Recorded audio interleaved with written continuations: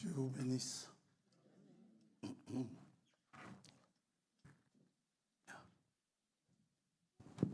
J'ai quelques problèmes. Je suis en délicatesse avec ma voix. Le Benoît me dit que je le fais exprès. Pour que vous ayez pitié de moi. Voilà. Peut-être qu'il a raison. Hein. Voilà. Vous avez pitié de moi? Non. Mais non. J'ai un Père céleste qui prend soin de moi. Voilà. Mais en tout cas, que le Seigneur vous bénisse. J'ai titillé frère Benoît. Gracia, ça va? Tu es tout chic aujourd'hui. Ah, il est embêté là. Hein? Je suis content de te voir. Dieu te bénisse. Ah, bon anniversaire, Gracia. Voilà, ça fait... Donne-moi 2 chiffres. Donne-moi 2 chiffres. 3 et... 5 et 3. On va mettre dans cet ordre-là. Hein. Que chacun mette dans le bon ordre. Ça va? Bon anniversaire. Ok. Eh ben, puisque je parle de lui, il y a la sœur Astrid, la maman de frère Gracia, vous envoie ses salutations fraternelles. Ça ira, frère Nestor?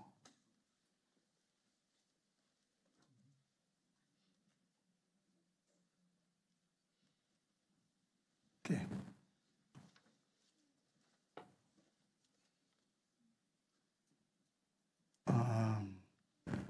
Elle vous envoie ses salutations fraternelles au nom du Seigneur Jésus-Christ. Elle est aux États-Unis. Elle m'a envoyé de belles photos. Elle y passe de bons moments. Mais les meilleurs moments ont toujours une fin. Hein? C'est sa dernière semaine. Hein, Marie-Élise? Les vacances, ça finit vite. Hein? Ah oui, impossible. Oui. Hein, pour tous ceux qui vont en vacances, je ne parlerai pas de frère Fabrice. Ça fait un bon bout de temps qu'il n'est plus en vacances. Voilà. Ça arrive. Je suis jaloux de ceux qui prennent des vacances. Bah oui. C'est une belle jalousie. Une sainte jalousie. Allez. C'est pour que vous vous sentiez tous dans la maison de votre Père. Pour ça, nous ne voulons pas être crispés. Nous voulons être à l'aise. Pas trop quand même, mais quand même à l'aise. Dans le respect, dans la crainte du Seigneur. Nous avons des baptêmes. Samedi prochain.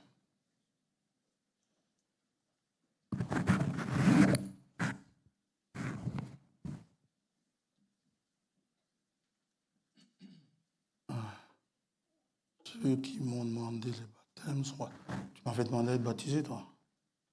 Oui. J'ai pas eu le temps de téléphoner à papa. Mais samedi, ça convient? Tu le dis à papa, il y a un problème, vous m'appelez. Ça va? Samedi, il y a un baptême. On avait dit à quelle heure? 10h30. 10h30. Ouais. Chez frère Benoît. Même si vous ne savez pas nager, il n'y a pas de problème. Vous sortirez de l'eau. Pour ceux qui veulent, j'invite certains à venir encourager les nouveaux qui se font baptiser. Vous les encourager pendant quelques minutes. Bien. Alors, il y a une sœur qui est là-bas, qui ne parle qu'anglais. Ça.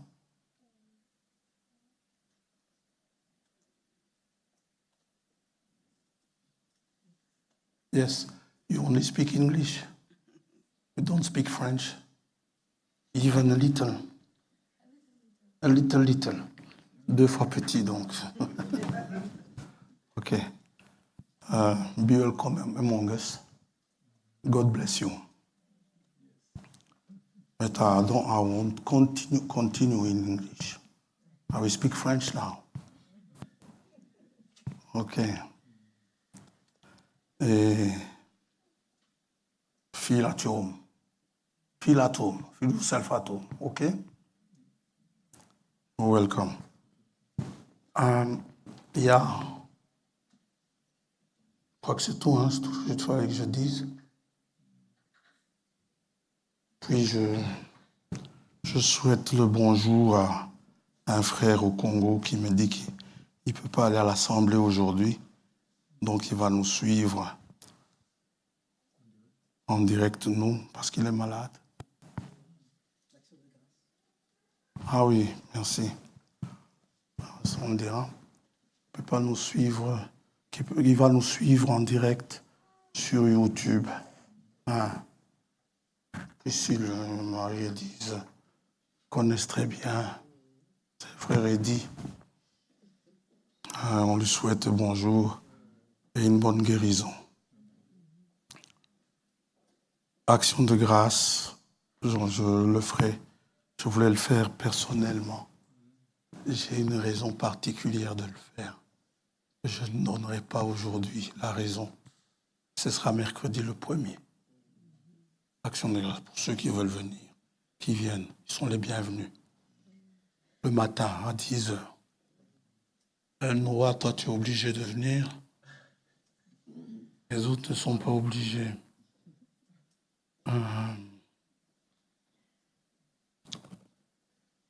Si vous devez choisir entre le soir et le matin, venez le soir. Parce que c'est le soir, le temps du culte. Ça va?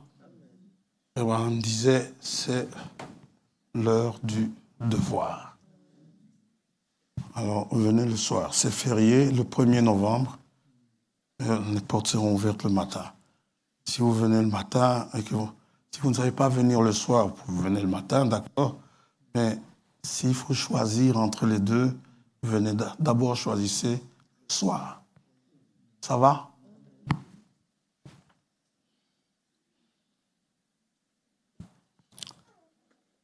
Que Dieu vous bénisse. Nous allons prier. Père Céleste, nous te remercions ce matin pour ta grâce, pour la bonté que tu nous as manifestée en nous réunissant à nouveau. Nous te remercions également pour les années que tu rajoutes aux enfants que tu nous as donnés. Oh, ils ont atteint l'âge adulte aujourd'hui et nous sommes heureux, comme Abraham, de leur avoir enseigné de toi. Que cet enseignement demeure dans leur cœur et qu'ils enseignent aussi aux enfants que tu leur donnes et que tu leur donneras encore. Nous te prions de nous assister alors que nous allons lire dans ta parole, alors que nous allons la prêcher. Que tu nous aides à ne pas nous écarter ni à gauche ni à droite, mais que nous restions dans ta parole. S'il y a des exemples à donner, qu'ils soient toujours dans la ligne de ta parole. Nous te demandons tout cela en te demandant pardon pour nos péchés, que cela ne soit pas un obstacle à notre inspiration, que cela ne soit pas un obstacle au Dieu à notre communion, que tu nous laves avec le sang précieux qui a coulé à Golgotha. Nous te remettons aussi nos bien-aimés qui sont malades ou qui sont en convalescence. Nous te remercions parce que frère Albert soit sorti de l'hôpital. Nous te remercions pour tous ceux pour lesquels tu es intervenu. Tu es intervenu pendant la semaine et pour lesquels tu interviens encore aujourd'hui. Pour la nourriture que tu nous as donnée dans nos maisons, Nous n'avons pas été affamés, nous n'avons pas été assoiffés, nous avons eu le nécessaire et nous t'en remercions. Parfois, les moments sont difficiles, mais nous pouvons toujours compter sur toi, toi qui nourris les petits oiseaux. Te demandons de nous assister encore ce matin. Dans le précieux nom de Jésus-Christ, notre Seigneur, t'avons prié. Amen. Amen. Alors nous allons lire dans 2 Corinthiens, chapitre 5.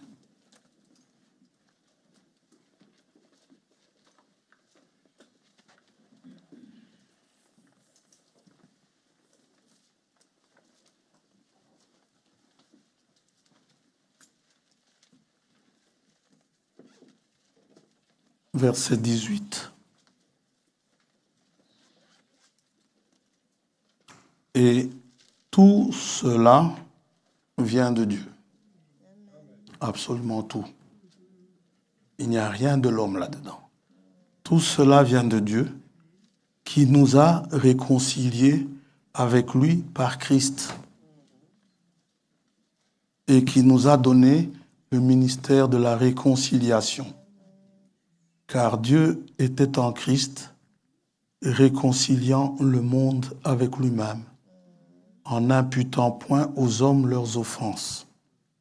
Et il a mis en nous la parole de la réconciliation. Amen. Nous pouvons encore aller jusqu'au 20. Nous faisons donc les fonctions d'ambassadeurs pour Christ, comme si Dieu exhortait par nous. Nous vous en supplions, au nom de Christ, soyez réconciliés avec Dieu. Amen. Que Dieu vous bénisse. Vous pouvez vous asseoir. Nous parlons bien sûr de la réconciliation. La réconciliation, dimanche passé, nous avons dit, c'était un rétablissement. C'était une restauration. La restauration d'une relation qui existait avant, d'une bonne relation entre personnes qui existait avant, et cette bonne relation a été brisée. Ça va? Et les personnes qui étaient en bonne relation se sont heurtées. Ils se sont peut-être même disputés, mais en tout cas, ils sont fâchés l'une contre l'autre. Ça va? Et la réconciliation consiste à rétablir leur ancienne relation. Au moins ça. Une bonne entente entre eux. Vous étiez amis avant. Quelque chose s'est passé entre vous. Vous êtes devenus des ennemis. Vous ne vous parlez plus. Maintenant, s'il y a réconciliation, vous redeviendrez amis à nouveau. Ça va? J'ai bien dit, si vous vous réconciliez, vous redeviendrez amis à nouveau. Parce que vous étiez amis avant. Votre ancienne relation est entièrement rétablie. Ça va? Maintenant, ça ne consiste pas à dire « j'ai pardonné » et puis chacun reste dans son coin. Non. Une réconciliation, c'est pas ça. Nous allons avancer, nous allons en parler. Et la réconciliation dont l'apôtre parle ici semble ne concerner que la réconciliation avec Dieu. C'est-à-dire, tout ce que j'ai à faire, c'est me forcer à me réconcilier avec Dieu. Le reste, ce n'est pas mon problème.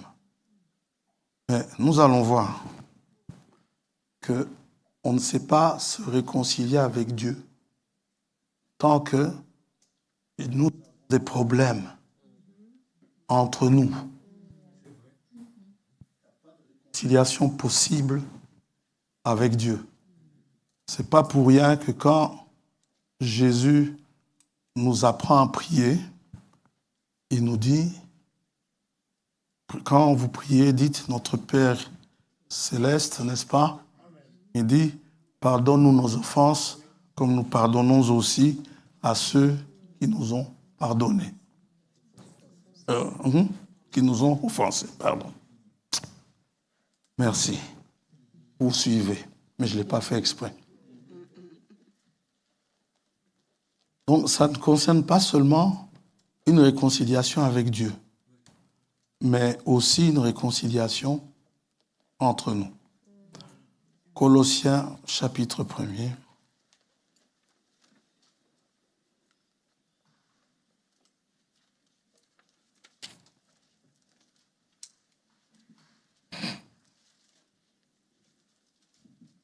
Verset 20.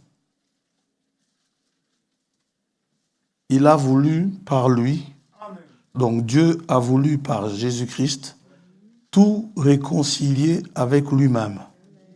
Absolument tout. Tant ce qui est sur la terre que ce qui est dans les cieux. Maintenant, si vous me demandez qu'est-ce qu'il y a à réconcilier dans les cieux, pour le moment, je ne sais pas. Si vous savez, mais toujours est-il qu'il y a quelque chose à réconcilier là-bas. Et par Christ, c'est là la réconciliation a eu lieu. Amen. Ça va?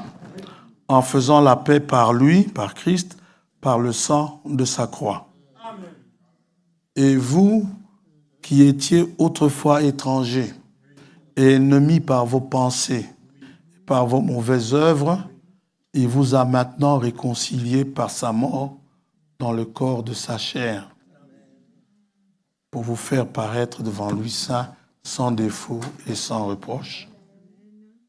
On va tout lire. Si du moins vous demeurez fondés et inébranlables dans la foi, sans vous détourner de l'espérance de l'évangile que vous avez entendu, qui a été prêché à toute créature sous le ciel et dont moi, Paul, j'ai été fait ministre. Nous voyons que quand le Saint-Esprit parle au travers de l'apôtre de la réconciliation, la foi n'est pas... Ça va? Si vous lisez la foi parfaite, le frère dit dans la foi parfaite, il dit que la foi est basée sur le pardon. OK? Maintenant, nous devons savoir que lorsque nous nous brouillons entre nous, automatiquement, nous nous brouillons aussi avec Dieu. Les gens oublient souvent ça.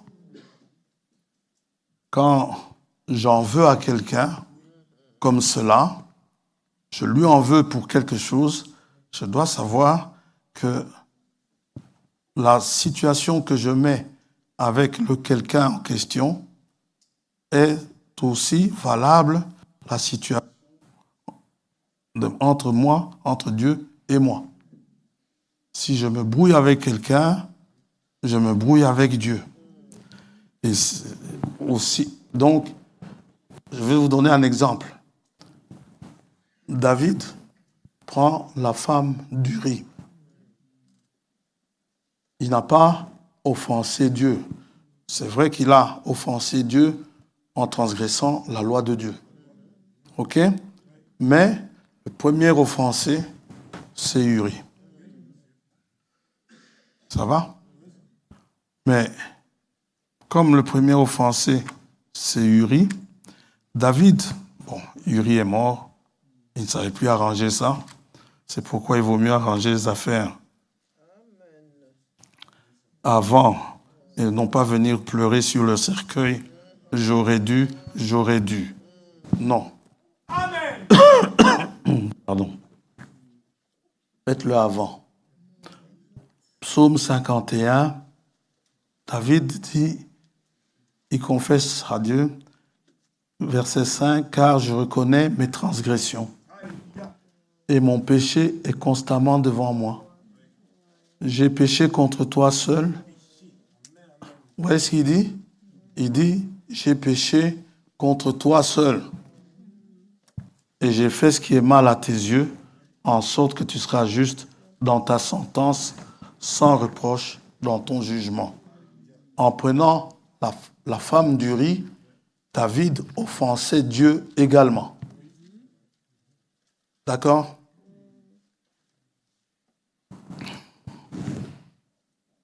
Jésus a dit, dans Matthieu 5,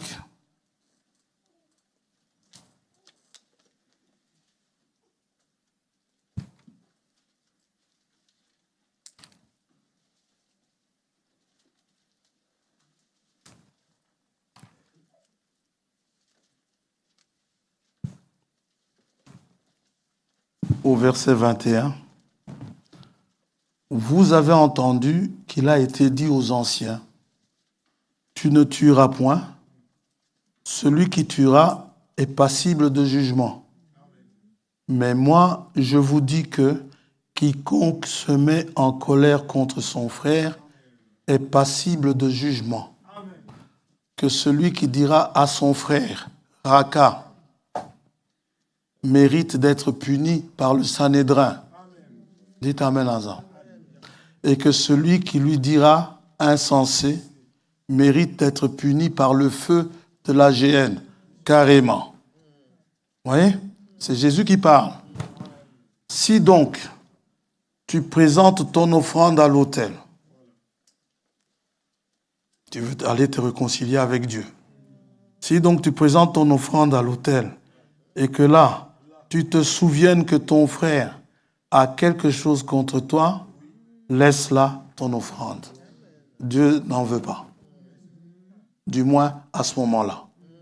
Laisse là ton offrande devant l'autel et va d'abord te réconcilier avec ton frère. Puis, viens présenter ton offrande. Sinon, de la même manière que Dieu refusait l'offrande de Caïn, il refusera la vôtre. Si vous êtes brouillé avec quelqu'un et que vous faites des veillées de prière, vous faites des jeûnes, vous faites toutes ces choses sans d'abord au préalable arranger la chose, sans d'abord au préalable vous être réconcilié, vous réconcilier avec la personne, c'est vous jeûnez en vain. Vous auriez mieux valu manger. Et Dieu dit, dans Ésaïe 1er, il dit, vos offrandes me fatiguent. Il dit, je suis là, fatigué. Oui. Et c'est comme ça. Donc, nous devons d'abord arranger cela. Alors, c'est que Jésus dit ici, au verset 23, c'est excessivement difficile. Ce n'est pas pour rien que l'apôtre dit, nous vous en supplions, au nom de Christ. Je vous supplie, parce que les gens ont facile à demander, à arranger, à essayer d'arranger les choses avec Dieu, mais ils ont très difficile à arranger avec leurs prochains. Je vous l'ai dit la semaine passée, j'ai vu tout au long des années passées dans l'Assemblée, j'ai vu des amitiés se briser, des frères ou des sœurs qui étaient amis, qui se retrouvaient quasiment chaque dimanche. Après le culte, ils se retrouvaient chez l'un d'entre eux, ils continuaient leur dimanche, leur communion ensemble. Quelque chose est venu les brouiller. Jusqu'aujourd'hui, ils ne se parlent plus. Ils ne se fréquentent plus. Et bien souvent, quand deux personnes se brouillent, souvent on a tendance à venir chercher Frère François. Frère François, c'est moi. Alors, Quand on vient chercher Frère François a souvent tendance à fuir le problème. Beaucoup se plaignent après. Je suis parti en parler au Frère François. Il n'a rien dit. Qu'est-ce que vous voulez que je dise? Je n'étais pas là quand vous vous êtes brouillés. Merci, fiston. Oui, je n'étais pas là. Quand vous étiez copains, vous ne m'appeliez pas. Oh, je m'entends bien avec le frère Julien. Personne ne venait me le dire. Mais le jour de la brouille, avec frère Julien m'a fait ci, il m'a fait ça, il m'a... Non, ce n'est pas mon problème. Je vais vous lire, quand vous venez vous plaindre, je vais vous lire Matthieu 5, 23. Si je n'ai pas ma Bible avec moi, je connais le verset par cœur. Je vous le citerai par cœur. Et je vous dirai Matthieu 5, 23. C'est très difficile. Parfois même, des fraternités qui se cassent. Où vous voyez, il y avait des sœurs, ou des frères et sœurs, qui se mettaient ensemble, qui se réunissaient ici, en dehors des jours de culte, pour prier ensemble, et puis un certain jour, je ne vais pas dire un beau jour, c'est un certain jour, ils finissent ou elles finissent par se brouiller. Et finalement, les personnes ne se parlent plus. Alors, ne se parlant plus, ça retombe sur l'assemblée. Dans cette assemblée-là, les gens sont... Non. C'est ton problème. Ce n'est pas le problème de l'assemblée. Et bien souvent, l'assemblée n'est même pas au courant de vos problèmes.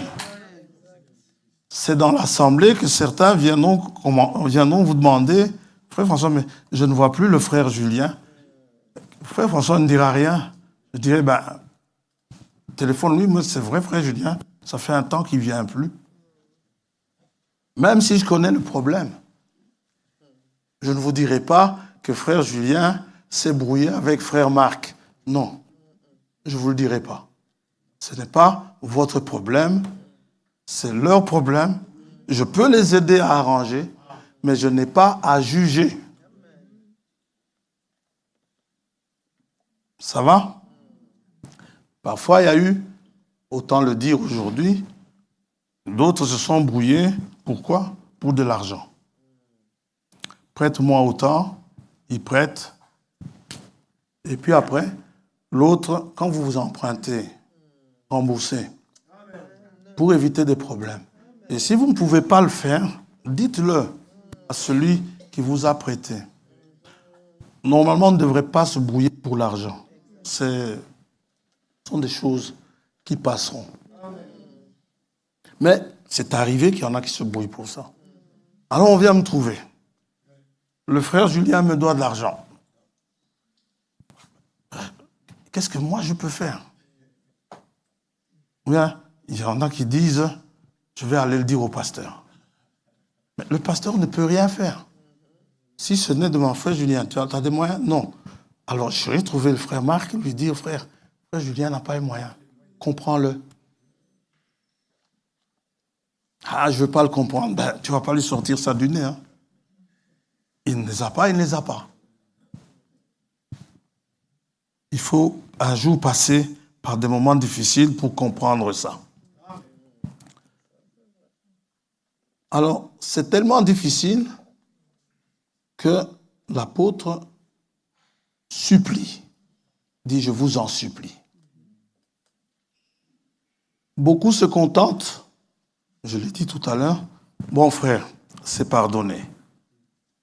Si c'est pardonné, c'est déjà une bonne étape. Parce que le pardon, dans la réconciliation, le pardon est nécessaire. Il est indispensable, mais il n'est pas suffisant. Ça ne suffit pas de pardonner, mais c'est nécessaire de pardonner. OK? il faut, quand vous avez pardonné, il faut que votre ancienne relation soit rétablie. Ça, c'est la réconciliation. Il faut que votre ancienne relation soit rétablie. Absolument. Ça, on appelle ça une réconciliation. Dans les couples, c'est pareil. On me dit souvent, mais ça, on arrivera pour la semaine prochaine, parce que ce n'est pas le sujet aujourd'hui. Je peux quand même en parler. Dans les couples, ça peut arriver. Où vous êtes amoureux l'un de l'autre au début, et puis, quelques années plus tard, quelques enfants plus tard, cet amour s'est un peu étiolé. Alors, évidemment, on vous appelle. C'est une des parts du boulot que je n'aime pas. Mais bon, s'il le faut, il le faut. Frère Branham dit, ça fait partie du boulot, du travail. On doit pouvoir mettre deux parties ensemble. Alors, il faut que lorsqu'il y a une brouille dans un couple, quand la brouille est arrangée, il faut que vous deveniez aussi amoureux l'un de l'autre qu'au début. Il y en a qui ont souvent l'habitude de dire ceci, je reste avec elle ou je reste avec lui à cause des enfants. Non. Tu n'étais pas avec lui, tu n'étais pas avec elle avant à cause des enfants. Il n'y avait pas d'enfants avant. Mais le nombre des je t'aime que tu sortais doit encore ressortir après. Et de manière tout à fait sincère. Amen. On est d'accord? Souvent, c'est plus les sœurs qui disent Amen à ça. C'est les gens qui disent, non frère, c'est juste, s'il n'y avait pas les enfants, non. Ce n'est pas une réconciliation. Vous restez avec elle parce que vous l'aimez et vous aimez vos enfants. Et vous restez avec lui parce que vous l'aimez. Non, mais j'ai pardonné. Oui, le pardon, c'est nécessaire. Il faut pardonner. Il n'y a pas de réconciliation avant le pardon. Vous n'allez pas vous remettre avec quelqu'un à qui vous n'avez jamais pardonné telle faute ou telle offense qui vous a commise. Ça va? Ça, c'est la réconciliation. Aujourd'hui, nous allons continuer ce sujet. Nous allons lire dans Éphésiens chapitre 1er.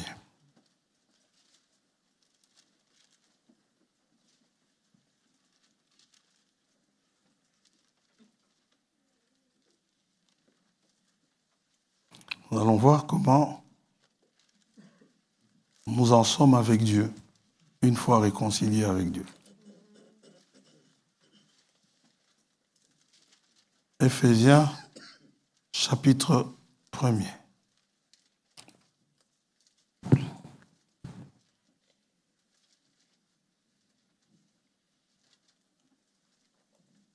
Verset 3. Béni soit le Dieu et Père de notre Seigneur Jésus-Christ, qui nous a bénis de toute bénédiction spirituelle dans les lieux célestes en Christ. En lui, Dieu nous a élus avant la fondation du monde, pour que nous soyons saints et irréprochables devant lui. Excusez-moi. Il nous a prédestinés dans son amour à être ses enfants d'adoption par Jésus-Christ selon le bon plaisir de sa volonté. Verset 6. Pour célébrer la gloire de sa grâce dont il nous a favorisés dans le bien-aimé. Satan n'aime pas ce sujet. Mais nous allons continuer quand même. Satan, ce qu'il veut faire avec nous, c'est va à l'assemblée. Loue ton Dieu. Fais ce que tu veux, adore-le, mais ne pardonne jamais à Madame Jones. Ça va? Et Satan veut bien vous laisser aller à l'assemblée dans cet état-là.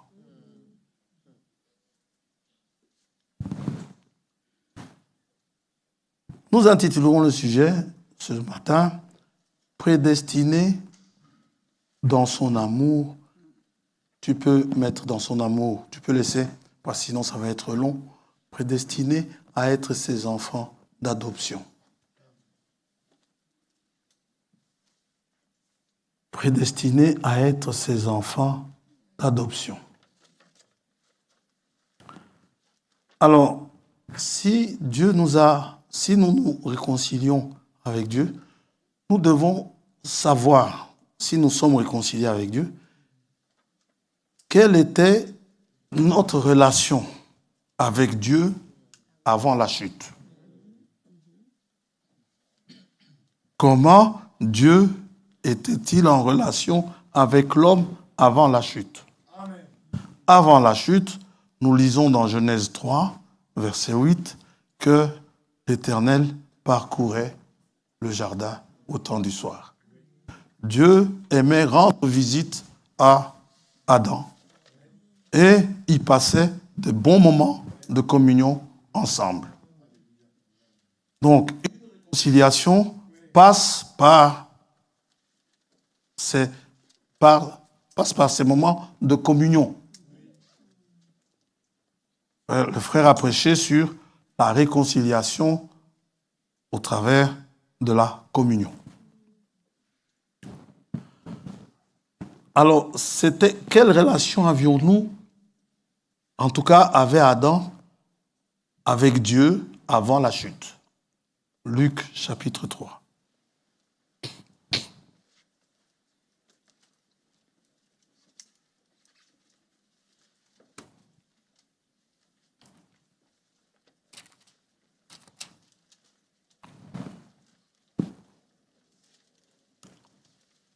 On va lire seulement le verset 38. Fils d'Énos, fils de Seth. Donc Énos, fils de Seth. Seth, fils d'Adam. Adam, fils de Dieu. Adam était fils de Dieu. Ça va? Par contre, Seth n'était pas fils de Dieu, selon Luc 3. Seth était fils d'Adam. Ça va? Énos était fils de Seth. Et si on remonte jusqu'à aujourd'hui,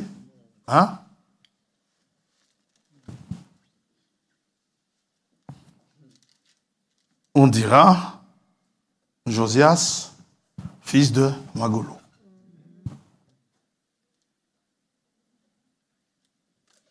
Ouais. Et pas fils de Dieu. Donc, cette position de fils de Dieu, on l'a perdue. On n'a pas, puisque finalement, on est venu au monde de par... Adam est venu au monde de par Dieu. Et Seth est venu au monde de par Adam. Énos de par Seth, et ainsi de suite. La chute d'Adam a aussi entraîné un changement de statut. Ça va? Ça veut dire, le Fils de Dieu qu'il était, avec tous les privilèges d'un Fils de Dieu, Adam a perdu ces privilèges-là. Quel privilège est-ce qu'il avait? Genèse.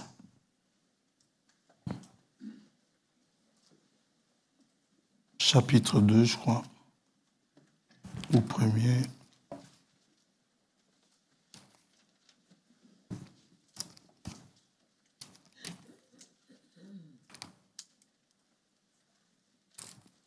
Chapitre 1er. Verset 26.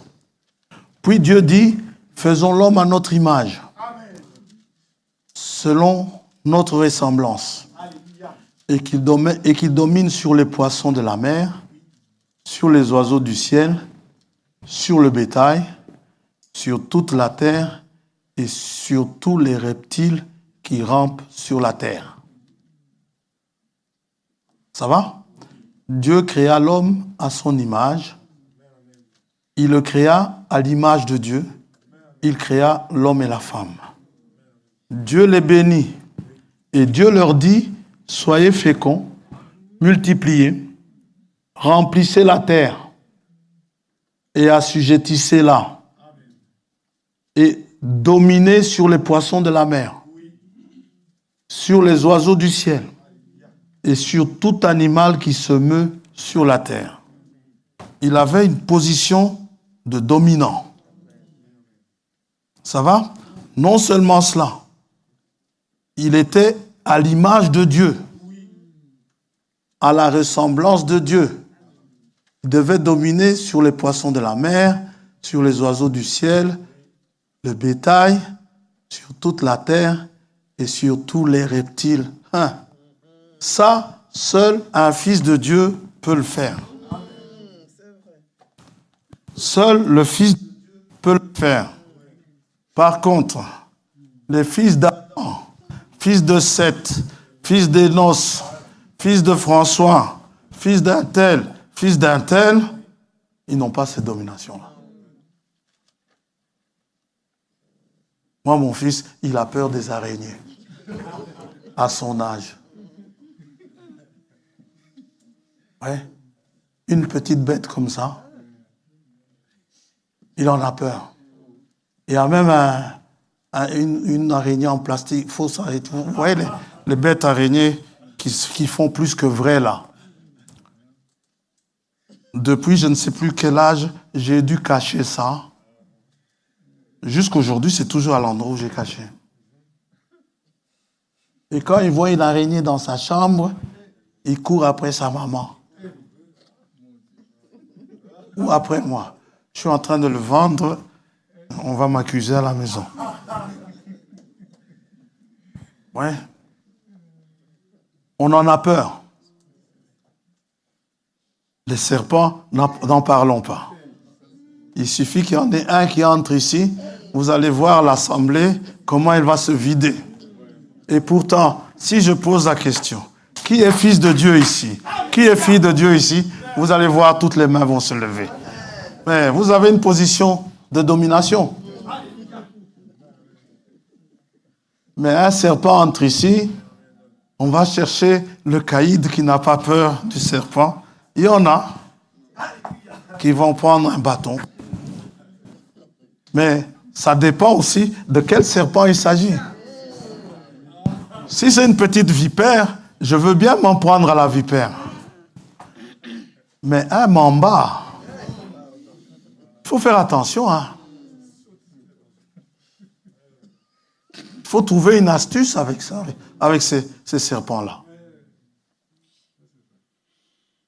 Les spécialistes qui cherchent à prendre le venin du mamba pour des médicaments, il y en a un qu'on avait une fois montré à la télévision, il s'était fait mordre plusieurs fois.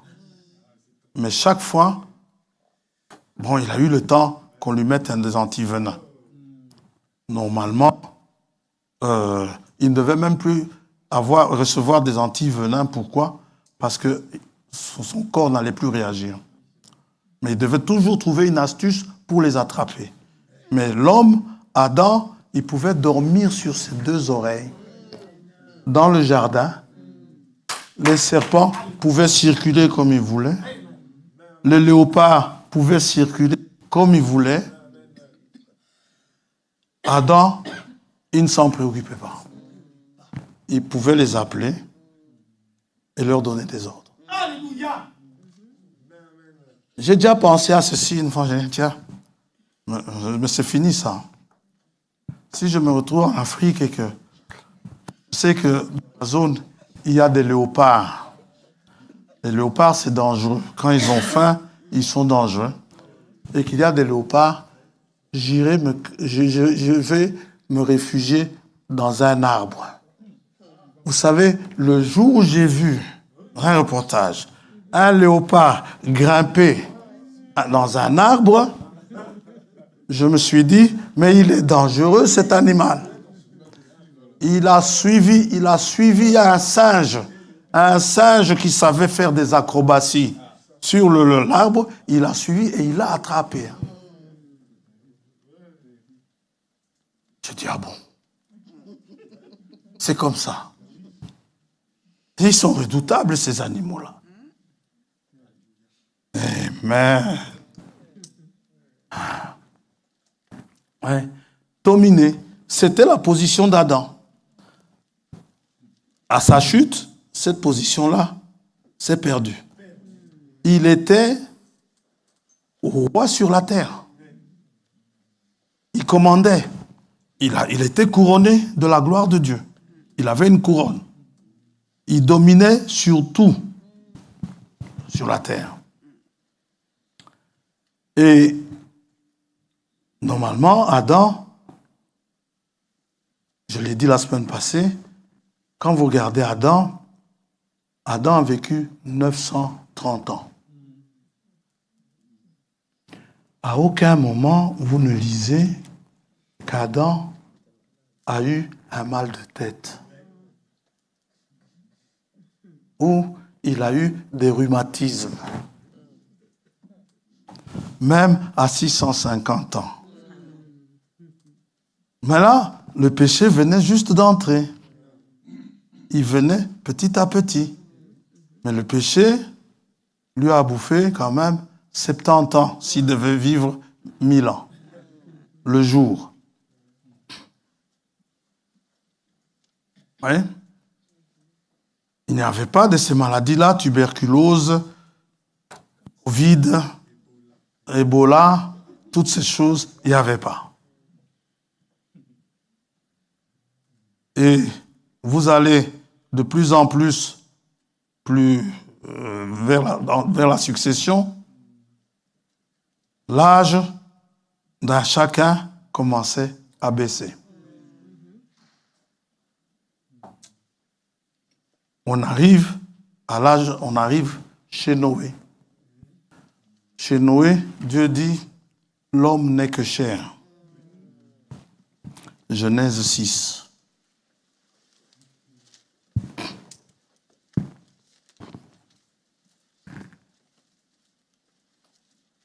Lorsque les hommes eurent commencé à se multiplier, les hommes se multiplient, le péché aussi. L'iniquité s'accroît. Verset 1er.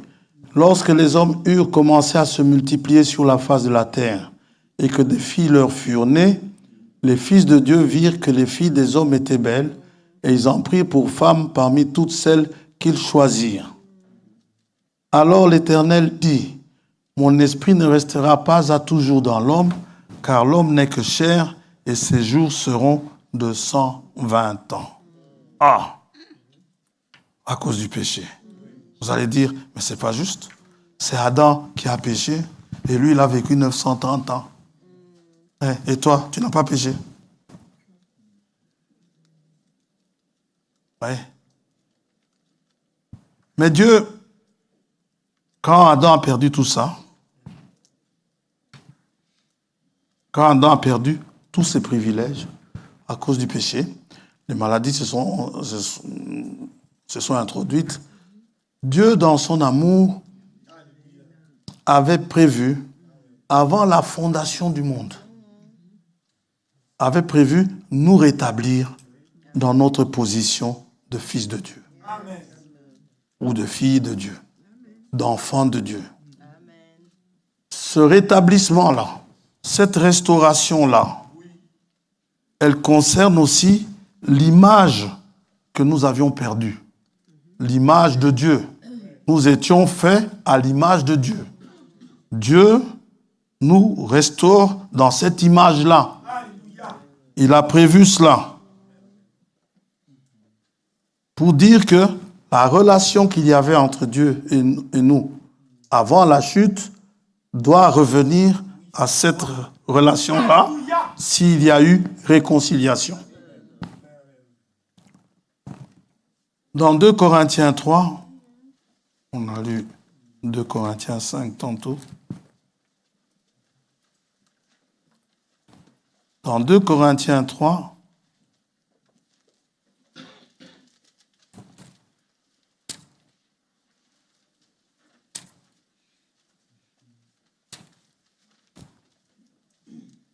verset 17. Or, le Seigneur, c'est l'Esprit. Et là où est l'Esprit du Seigneur, là est la liberté. Nous tous, dont le visage découvert reflète la gloire du Seigneur, nous sommes transformés en la même image. De gloire en gloire. Qui fait ce travail? L'Esprit. Par l'Esprit du Seigneur. L'Esprit du Seigneur, c'est le même Esprit qui au commencement a dit « Faisons l'homme à notre image ». Et c'est le même Esprit qui nous ramène à cette image-là. Ça va? Donc, la réconciliation consiste en cela.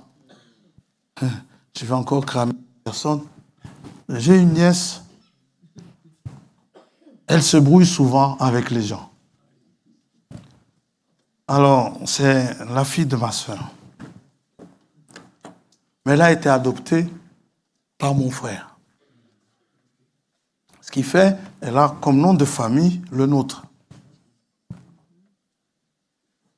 Alors, quand elle se brouille avec ses cousins, ses cousines, voire même ses frères, puisque les enfants de mon frère sont ses frères ou ses sœurs, quand elle se brouille, elle en a marre, elle dit « Je ne suis plus une Kassoussoula ». Non. Tu l'es. Maintenant, tout ce que tu as à faire, c'est de vous réconcilier. Oui, il faut vous réconcilier. La réconciliation, ça ne veut pas dire je ne suis plus des vôtres, je vais... Non, ça, ce n'est pas une réconciliation. Et puis après, on vous dit, ah non, moi j'ai des problèmes avec personne. Si, tu as des problèmes. Oui. Tu as des problèmes. La réconciliation avec Dieu exige d'abord, on l'a dit, le pardon. Hein. D'abord, le pardon préalable. Vous pardonnez l'offense qui vous a été faite. Ça veut dire que pour que je sois réconcilié avec Dieu, il faut d'abord que Dieu me pardonne l'offense que je lui ai commise. Ce pardon-là est nécessaire. Et le pardon, Dieu ne me pardonne pas lorsque je commets une bêtise, et puis après, Dieu me regarde et puis dit, bon, je lui pardonne. Non, non, ça ne marche pas comme ça. Dieu attend que je me rende compte que j'ai commis la bêtise. Et il me le fait comprendre. Vous savez, il me fait comprendre. 2 Samuel 24.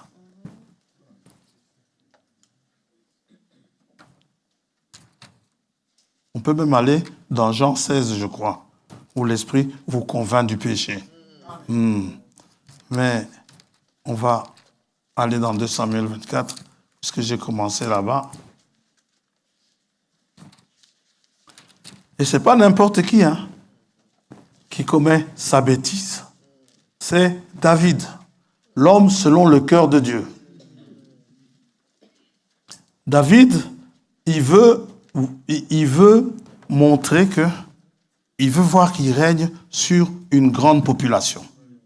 Alors, il demande à son officier d'aller faire le dénombrement, d'Israël et de Juda.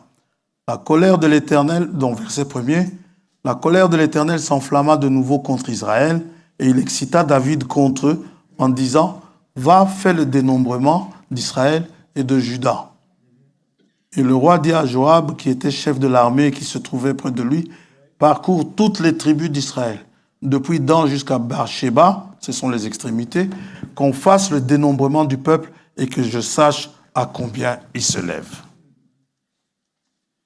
Joab dit au roi que l'Éternel ton Dieu rende le peuple 100 fois plus nombreux. Amen. Et que les yeux du roi, mon Seigneur, le voient. Mais pourquoi le roi, mon Seigneur, veut-il faire cela? Donc, frère François, tu vas aller prêcher. Oui, mais d'abord, avant d'aller prêcher, dites-moi, il y aura combien de personnes à l'assemblée? S'il n'y a que 5 personnes, je n'y vais pas. C'est un petit ministère. Non. Si il y a 5 personnes, vas-y. S'il y en a 2, vas-y. Il ne faut pas regarder le nombre. Un jour, ils étaient 82 dans les 80. Jésus a prêché, 70 sont partis. Il en est resté plus que 12. Et Jésus les regarde et dit, et vous ne partez pas. À qui donc irions-nous? C'est toi qui as les paroles de la vie éternelle. Bon, l'ordre persiste, le roi persiste dans l'ordre, Joab s'en est allé faire le dénombrement. Au verset 9, Joab va venir lui donner le rôle. Joab remit au roi le rôle du dénombrement du peuple. Il y avait en Israël 800 000 hommes de guerre, tirant l'épée, et en Juda 500 000 hommes, 1 300 000 hommes. On ne pas les femmes. David, verset 10, David sentit battre son cœur. Dieu parle. Quand vous avez commis une bêtise, Dieu parle. David sentit battre son cœur après qu'il eut ainsi fait le dénombrement du peuple et il dit à l'Éternel, j'ai commis un grand péché en faisant cela. Donc, il y a un Saint-Esprit qui vous convaincra du péché. Vous devez reconnaître vos péchés, votre péché, premièrement. Vous l'avez reconnu, vous vous repentez. La repentance vient. Quand vous vous repentez, c'est là où Dieu dit toujours, reviens à moi, Israël. Revenez à moi. Vous vous repentez, alors Dieu pardonne. Ça va? Sinon, Dieu ne pardonne pas. Mais cette repentance, elle n'est efficace devant Dieu, en ce qui concerne Dieu, que s'il y a effusion de sang. Sans effusion de sang, il n'y a pas de pardon. C'est Hébreux 9, 22. Sans effusion de sang, il n'y a pas de pardon. Alors, suivez le cheminement. Dans Romains 10, il dit, comment croiront-ils s'il n'y a personne qui prêche? La foi vient de ce qu'on entend, la parole de Dieu. Que se passe-t-il? Il faut d'abord qu'il y ait une prédication. Ça va? Pour que vous soyez convaincus du péché, il faut qu'il y ait une prédication. Une prédication par quelqu'un que Dieu a envoyé. Il ne faut pas que ça soit quelqu'un parce qu'il s'est levé, il connaît des choses. Non, Dieu ne nous demande pas de prêcher des choses qu'on connaît. Dieu nous demande de prêcher à son peuple la repentance. Une parole qui va vous conduire à la repentance. Ça va? Alors, il y a une prédication. La prédication a comme résultat d'attirer la foi. Ça va? La foi vient de ce qu'on entend. Ce qu'on entend, c'est la parole de Dieu. C'est pourquoi l'apôtre dit, il supplie presque aussi, n'abandonnons pas nos assemblées. D'autant plus que nous voyons le jour approcher. Il ne faut pas abandonner. Il faut prendre l'habitude d'y aller. L'habitude d'y aller, y aller doit être une habitude. Maintenant, ça peut arriver que vous soyez empêchés. Quand Dieu voulait parler à Israël, Dieu disait à Moïse, assemble mon peuple et parle-lui. Ne va pas de maison en maison commencer à leur dire individuellement, non. Ou bien n'attends pas qu'ils viennent pour que tu leur dises individuellement, non. Dieu dit, assemble-les et parle-leur de ma part. Et Jésus dit, là où il y en a 2 ou 3 en mon nom, je suis au milieu d'eux. Alors, la prédication, une foule. Le jour de la Pentecôte, la foule s'est accourue. Ils ont eu le cœur vivement touché. La prédication amène la foi. On vous dit, Jésus est mort pour vous, il est ressuscité, vous y croyez. Vous y croyez, c'est la foi. C'est la foi qui s'installe. Quand vous avez entendu, vous croyez qu'effectivement, celui qu'on a tué, qu'on a mis à mort, il y a quelques jours, là, c'était vraiment le Messie envoyé par Dieu. On le regrette. On regrette de l'avoir tué. On regrette sa mort. Maintenant, Dieu nous encourage, non.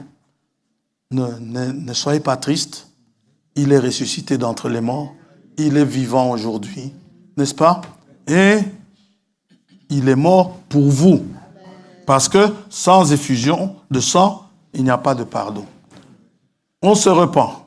Il y a la repentance. Ça va? On a entendu, on y croit, on regrette, on se repent. Pour manifester cela, on se fait baptiser. Ça va? On se fait baptiser. On se fait baptiser pourquoi? Acte 2 nous dit, pour le pardon de vos péchés. Ça va? Tout ça, c'est acte 2, depuis le verset 22, où la prédication a commencé, jusqu'au verset 38. Et vous avez la promesse du Saint-Esprit. Saint-Esprit qui vous convaincra du péché. Alors, quand vous prenez à partir de la repentance, quand vous vous repentez, vous vous faites baptiser, vous obtenez le pardon de vos péchés, Dieu vous donne le Saint-Esprit. Le Saint-Esprit qui est un esprit, c'est sa promesse, hein? C'est un esprit d'adoption. On va y arriver, on va le lire dans Romains 8. Ça c'est la réconciliation. Puisque l'esprit d'adoption vous est donné, vous êtes adopté par Dieu. Dieu vous envoie l'esprit d'adoption par lequel vous criez Abba Père. Ça va? Romains chapitre 8.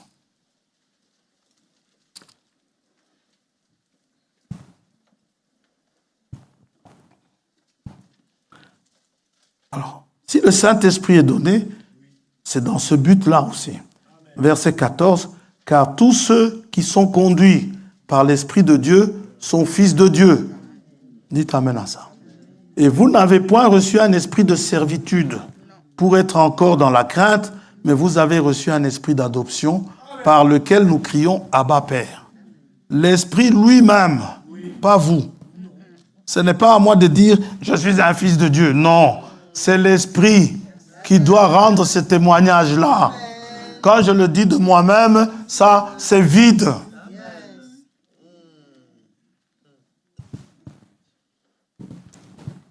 Vous avez reçu un esprit de...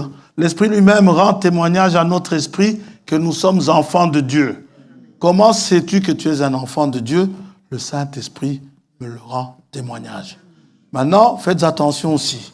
Il y en a qui font parler le Saint-Esprit tout le temps. À chaque minute, il a une pensée, c'est le Saint-Esprit. Non. Ah, ma sœur. Oui. Vous voyez de beaux légumes sur l'étalage, le Saint-Esprit m'a dit, ce sont de beaux légumes. Mais non. Dieu ne nous donne pas le Saint-Esprit pour le blabla. C'est nous conduire dans toute la vérité.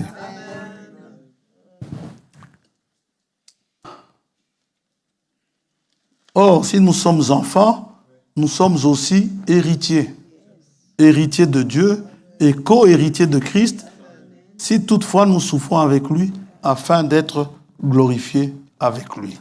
Donc, le Saint-Esprit est un esprit d'adoption. Il nous fait entrer dans le corps de Christ.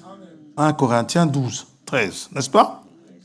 Alors, celui qui est adopté est considéré comme un véritable enfant de la maison. Vous qui êtes nés selon la chair du papa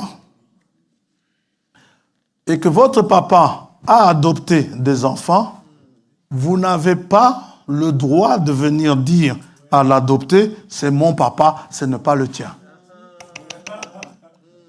C'est son papa.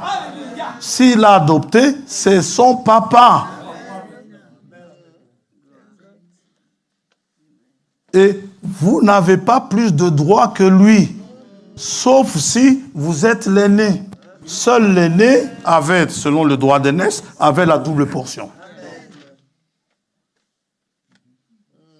Et il y a des mamans qui parfois essayent de séparer les enfants parce que le papa a adopté certains enfants. Chez lui, je ne parle pas des enfants illégitimes, hein. Je parle des enfants adoptés. Chez eux, les mamans n'aiment pas trop parce que ces enfants-là vont aussi hériter avec ces enfants à elles. Alors la maman dit, ceux-là ne sont pas vos frères. Non. Ce sont vos frères. Aussi vrai que nous sommes là ce matin, Ephraïm est le frère de Ruben. Manassé est le frère de Judas. Ils sont frères. Même si ils n'ont pas le même papa biologique.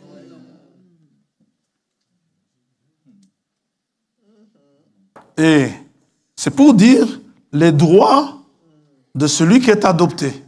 Si vous êtes fils d'adoption de Dieu, un fils adopté par Dieu, Jésus-Christ ne dira jamais « Vous n'êtes pas mon frère, vous n'êtes pas mes frères, le Père Céleste n'est pas votre Père. » Non, il nous dit toujours « Votre Père Céleste. » Le Père, son Père à lui, c'est aussi mon Père à moi. Ce dont lui il hérite, j'hérite aussi. Ce qui est à lui est à moi aussi. Je suis son frère. Et il n'a pas honte de dire que je suis son frère. Il m'appelle son frère. Vous êtes sa sœur. Yes. J'aime ça. Que Gabriel ne vienne pas, il ne le fera pas. Mais qu'il ne vienne pas me dire, ou Michael, qu'il ne vienne pas me dire que voilà, tu n'es pas le fils de... Si, je suis fils. Toi, tu es serviteur. Moi, je suis fils. C'est ma position. Là-bas dans les cieux, je suis fils. Toi, tu es un ange, un esprit, d'accord? Un esprit, mais à mon service. Au service de ceux qui doivent hériter le salut. Amen. Gloire à Dieu. Gloire à Dieu. Dieu a installé une échelle depuis le sol, depuis la terre jusqu'aux cieux, où les anges sont là interminablement, allonger les échelles pour vous servir. Pour les enfants de Dieu. J'aime ça. Donc, vous avez tous les droits d'un fils. Vous avez tous les privilèges d'un fils. Et vous avez aussi toutes les responsabilités d'un fils. Et vous n'avez pas à fuir vos responsabilités. J'ai déjà entendu à la maison, parfois on me dit, j'ai rien demandé pour être fils d'un pasteur. Moi non plus, je n'ai pas demandé pour que tu sois, toi, mon enfant. Ça pouvait être quelqu'un d'autre. Ça va? Alors, si tu es fils ou fille de pasteur, comporte-toi en fils ou fille de pasteur. Dieu a jugé bon, ça soit toi, c'est toi. Tu ne peux pas te dérober de ta place. Moi, est-ce que moi j'ai demandé à Dieu de devenir pasteur? Je n'ai pas demandé à Dieu de devenir pasteur. Alors maintenant, si Dieu te met là, comporte-toi comme un pasteur. Ne pas commencer à dire, je n'ai pas demandé, et puis faire les choses autrement. Non. Amen. J'aime ça. Si ça arrive à la maison, je vais passer un bon dimanche soir. Oh, gloire à Dieu. Je vais lentement, parce que pour la sœur Joël là-bas, lorsqu'elle doit traduire, on va bientôt terminer. Et par le Saint-Esprit, nous devenons, n'est-ce pas, des enfants de Dieu. Nous entrons dans un corps, n'est-ce pas, dans le corps de Christ, et nous sommes en lui. Ça va? Et en lui, nous avons quoi? Le pardon des péchés et la rédemption. Éphésiens, chapitre 1er.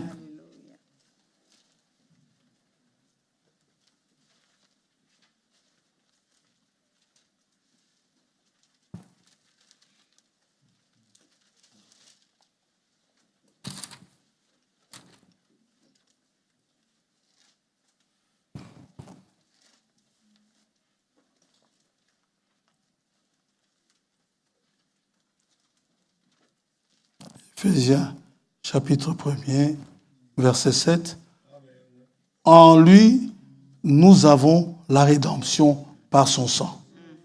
C'est toujours en lui que nous avons le pardon des péchés, selon la richesse de sa grâce, que Dieu, la grâce, a répandue abondamment sur nous par toute espèce de sagesse et d'intelligence. Ça va? Christ a acquis pour nous le pardon des péchés ce jour-là sur le calvaire. La question de nos péchés a été réglée. Définitivement. Et par son sacrifice, il nous a réconciliés avec Dieu. Amen. Colossiens, chapitre 1er. Sans lui, sans son sacrifice, nous n'aurions jamais eu le Saint-Esprit. Le Saint-Esprit vient, ça nous le dirons, nous le verrons, le Saint-Esprit va changer notre statut. Le statut d'enfant de Dieu déchu en enfant de Dieu rétabli. C'est ce que l'Esprit va faire. Colossiens, chapitre 1er.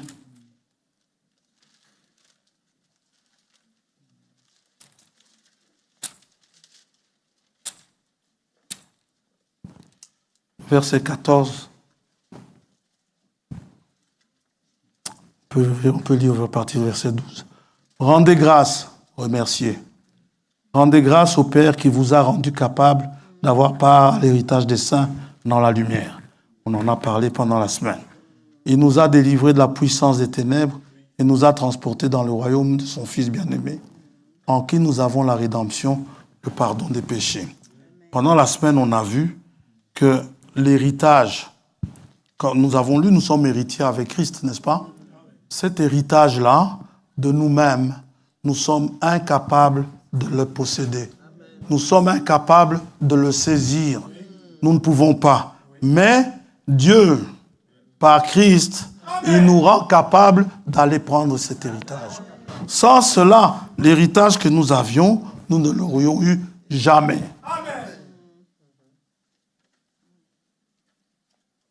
Ça va? Vous êtes incapable de l'avoir. Je suis incapable de l'avoir. Même si vous pouvez prier du matin au soir, pendant 24 heures, 48 heures, ce n'est pas votre prière. Là, c'est par grâce. C'est par grâce.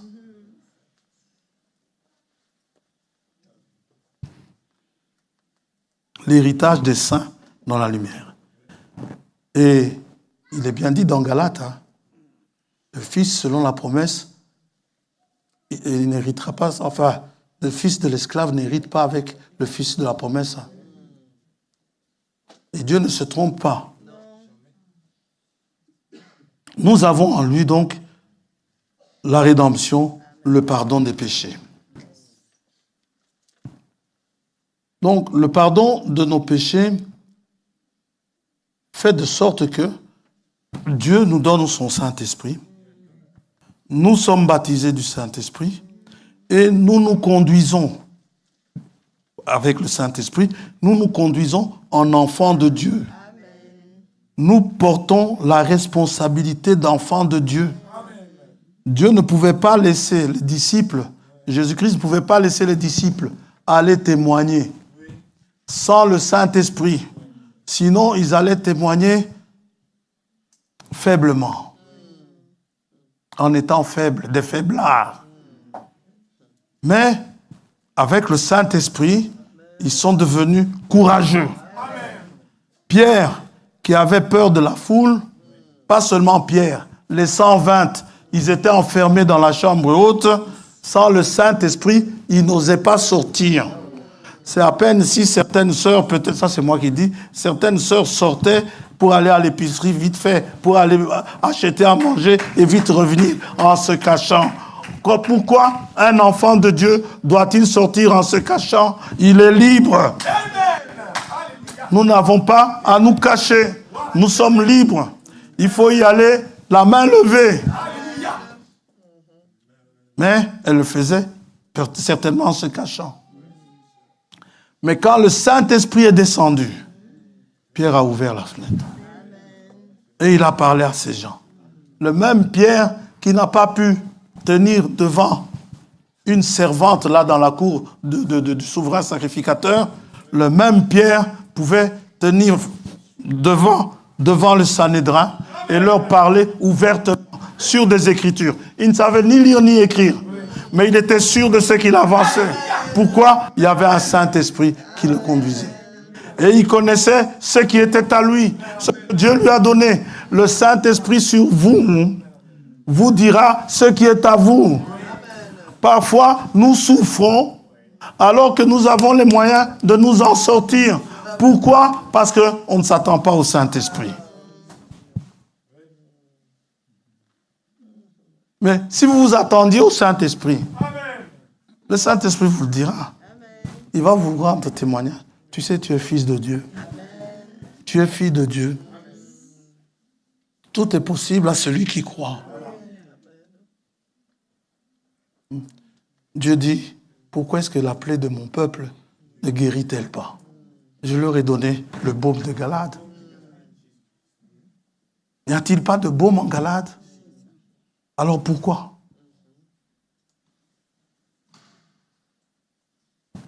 Donc, le Saint-Esprit vient, il change votre statut. Paul était baptisé du Saint-Esprit. Il échappe à un naufrage, il ramasse des brindilles, un serpent le mord. Il a juste regardé le serpent, il a secoué la main.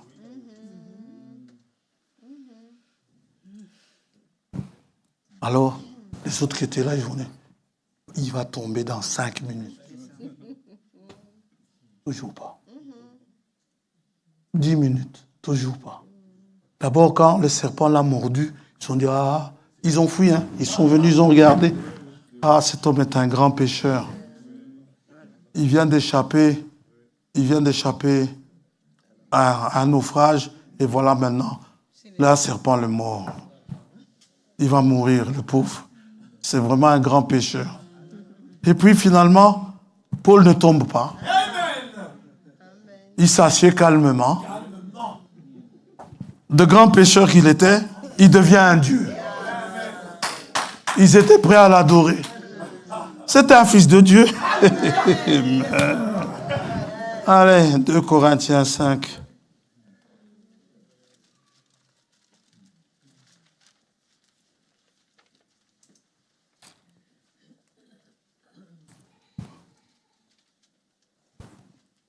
Verset 17. Si quelqu'un est en Christ, on est en Christ comment? Par le baptême du Saint-Esprit. Si quelqu'un est en Christ, il est une nouvelle créature. Amen. Les choses anciennes sont passées. Voici, toutes choses sont devenues nouvelles. Vous êtes devenus filles et fils de Dieu. Amen. Vous êtes adoptés dans la famille de Dieu. Et tout ça, toutes ces choses, nous l'avons lu tout à l'heure au verset 18, tout cela vient de Dieu. Il n'y a rien de l'homme. Tout vient de lui. La grâce. Et nous récupérons notre statut que nous avions avant. Nous avons la stature d'un enfant de Dieu. Le jour où un enfant de Dieu a la révélation de qui il est, rien ne lui fait peur. Je ne dis pas que rien ne va lui arriver. Non, il va lui arriver des choses. Mais, comme Jésus, lui est arrivé plein de choses. Qu'est-ce qui ne lui est pas arrivé? Paul, vous avez dit c'est le Seigneur. Jésus-Christ, c'est le Seigneur. Paul, on va le tabasser.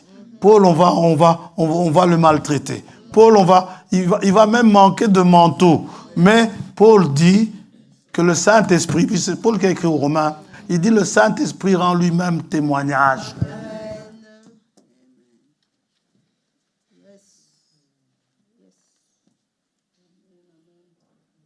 Il dit à Timothée, amène-moi mon manteau. Toi, tu es un enfant de Dieu. Comme je vous ai déjà raconté ça, j'ai fini. Comme je vous ai déjà raconté ça. On était parti à la cueillette. Alors, on cueillait des pommes. Frère Pépin, à l'époque, maintenant il parle beaucoup moins. À l'époque, Frère Pépin, il ne pouvait pas se taire. Toutes les saints, même en cueillant des pommes, il ne faisait que parler. Et il parlait de Jésus-Christ. Et il en parlait. Et il en parlait. On était là-bas avec Frère Sousa. La patronne, quand elle venait faire sa tournée, Frère Sousa, lui, travaillait sans parler. La patronne trouvait que Frère Sousa ne travaillait pas, mais trouvait que Pépin était dynamique, alors qu'il n'arrêtait pas de parler. Alors, le Frère Sousa qui se plaint, il me dit, beau-frère, il m'appelait beau-frère, moi je vais rentrer à la maison. Moi j'ai dit, mais non. Elle ne sait pas que tu es un enfant de Dieu, qui plus est un serviteur de Dieu. Alors, Pépin qui était là, il n'arrêtait pas de parler. Pendant la pause, on s'assied. Pépin qui dit aux gens, je suis un enfant de Dieu. Je suis fils de Dieu. Alors les autres qui étaient venus cueillir le regardent. Dis-toi, tu es fils de Dieu, oui. Mais qu'est-ce que tu fais là? Ouais. On a des privilèges, mais ces privilèges-là, nous-mêmes, nous les connaissons. Tout cela, c'est la grâce de Dieu. Ce n'est pas parce que Dieu nous a vus, nous étions très bien, que Dieu nous a adoptés. Il nous a adoptés tout simplement par sa grâce. C'est sa grâce qui a opéré. C'est entièrement une œuvre divine. Et vous verrez ce que la grâce de Dieu, puisqu'on est là, la grâce, la miséricorde, c'est que la grâce de Dieu a changé dans beaucoup de choses. Nous allons prier.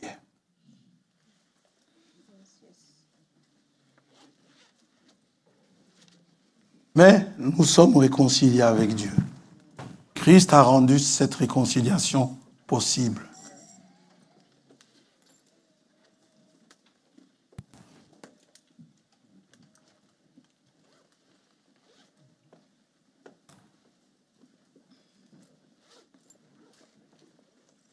Nous allons prier. Et remercier Dieu. Nous rendons grâce à Dieu, n'est-ce pas? Prions. Aujourd'hui, vous venez d'apprendre que Christ vous a réconcilié avec lui-même.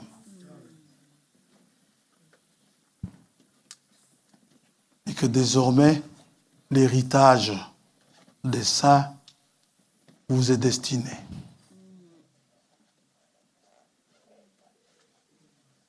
Selon les besoins que vous avez.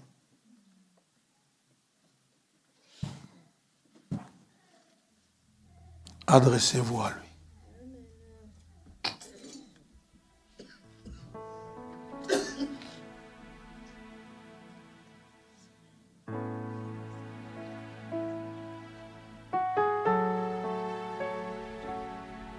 Père Céleste,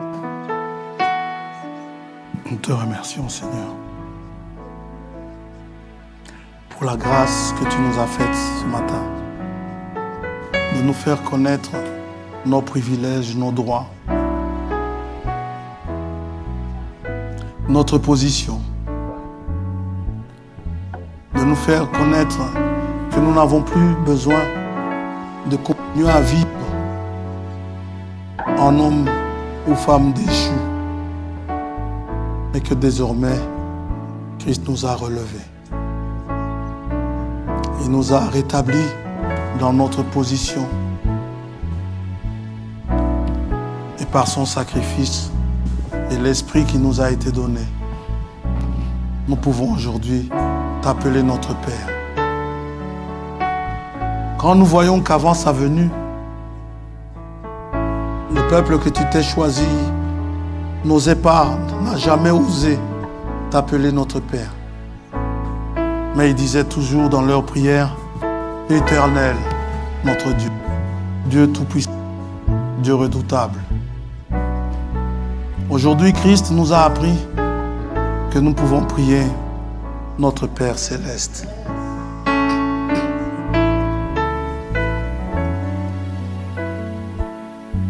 Merci Seigneur pour cette grâce.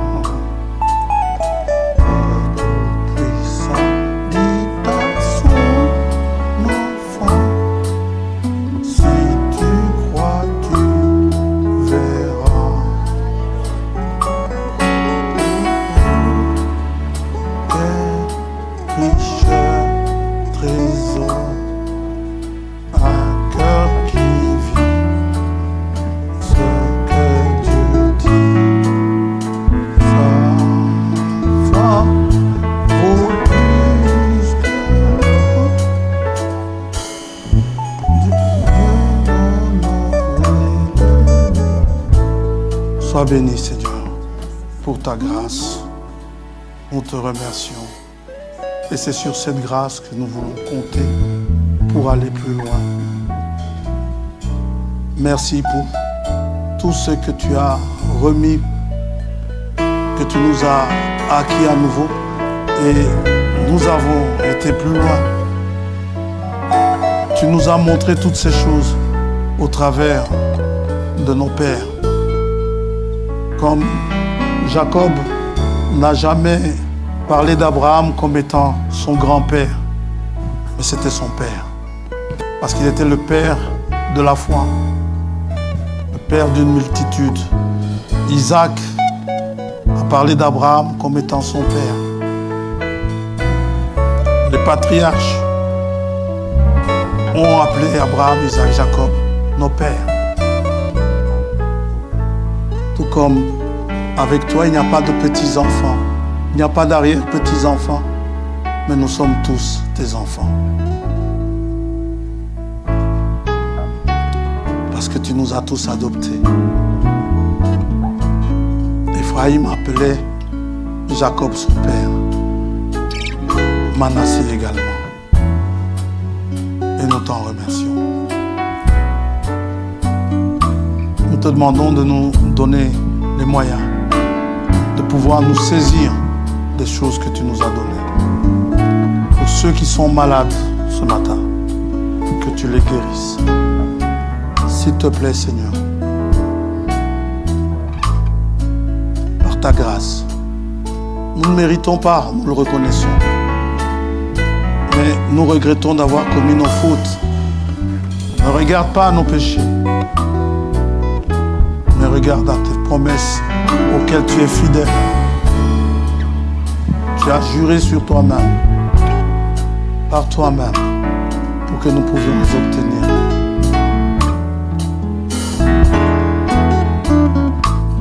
Donne à tes enfants ce dont ils ont besoin.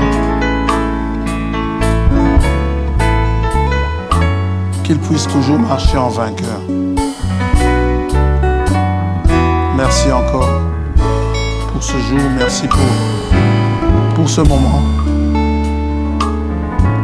Nous nous en remettons à toi et nous te demandons, oh Dieu, de bien vouloir pencher ton oreille vers nous pendant que nous t'adressons nos prières, qu'elle monte jusqu'à toi avec toutes les prières des saints. Au nom de notre Seigneur et Sauveur Jésus-Christ, nous t'avons prié. Amen.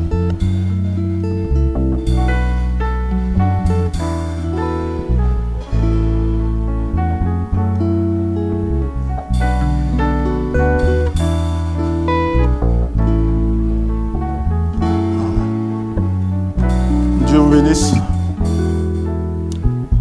Frère Bernard, j'aimerais te 2 minutes.